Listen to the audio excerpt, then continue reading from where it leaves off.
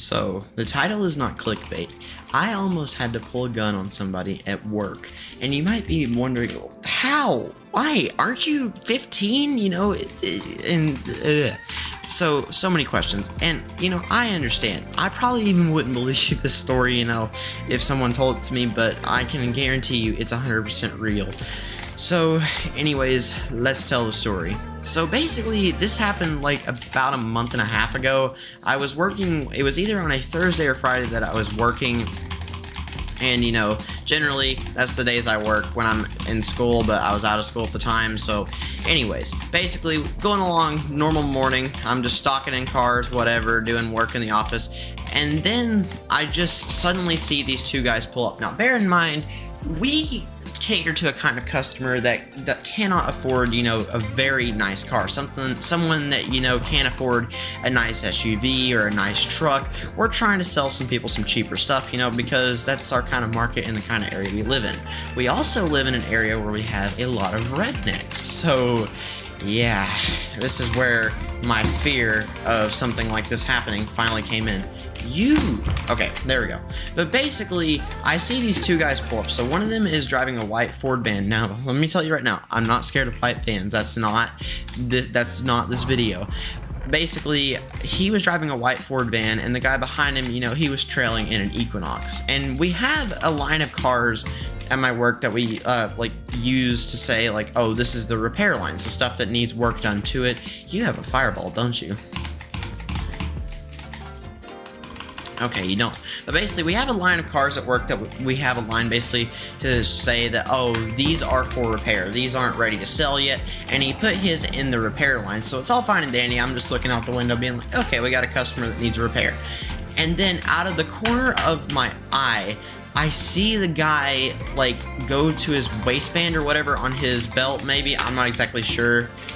Okay, you are just something else.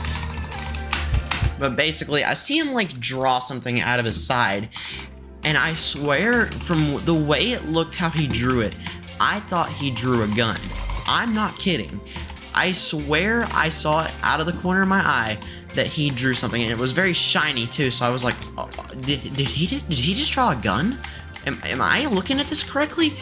And my heart immediately starts to go racing, whatever, because I'm like, I don't want to die today, I still got a lot of Minecraft left to play, a lot of things left to do in my life other than Minecraft. So immediately, my first instinct is we have a little protection underneath our desk at work. So we have a main office and then we have separate offices. But in the main office, we have a little a peacemaker per se. I'm just going to use it so that way when I get monetized, YouTube won't deny me for this video.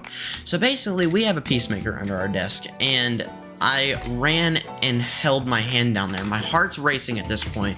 I'm like, is he coming up here armed? Is this about to... Where did my wool go? Oh, there it is. But I'm just standing up there. I'm sweating bullets in my mind. I'm like, please, God, just do not let me die today. This is not the day that I want to die. I want to live about a good 30 years. But basically, he keeps coming up. My heart's pounding. He walks in the door, and in my mind, I am in fight or flight mode at this point. Survival instincts kicking in. I'm ready to do whatever to make sure I come out of this alive. Bro, how did you destroy my bed so fast? Okay, but basically, at this point, I see he has a deadly weapon, and I'm in this point. And now, I don't judge people, and I don't, I'm not the judge a book by its cover type of person.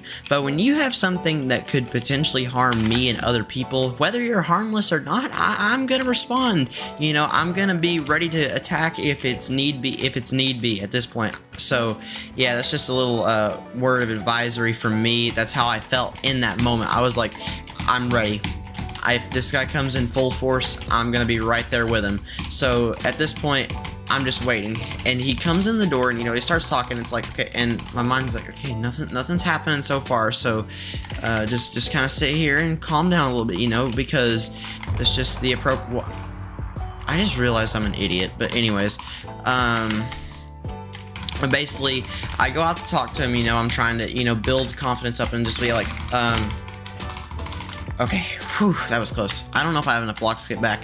But anyways, I go out there to talk to him, I get up from the desk, my heart is pounding. pounding at this point, because back in June, you know, this was before I found out that I was kind of intimidating, you know, to other people, and, you know, I was very fearful back then. I had a lot of, you know, fear that I was going to get kidnapped and just a ton of other things, and I don't know really why I had that fear back then, but, you know, it was a bad fear, and I was just like, something bad could happen. They could come in, you know, shoot up the whole place, but they didn't, and eventually they ended up leaving and, you know, getting everything they needed resolved. And my dad, I asked my dad, and I said, it looked like one of them had a gun, and I went to the back and pulled out our peacemaker, not pulled it out, but like just got within close grasp of it in case I had to use it. And I asked him, I said, were those guys like a threat at all? And he told me, no, they would never hurt a fly. And he told me that I shouldn't have those feelings for, you know, other people that are gonna hurt me, that, like, you know, never even knew me, you know?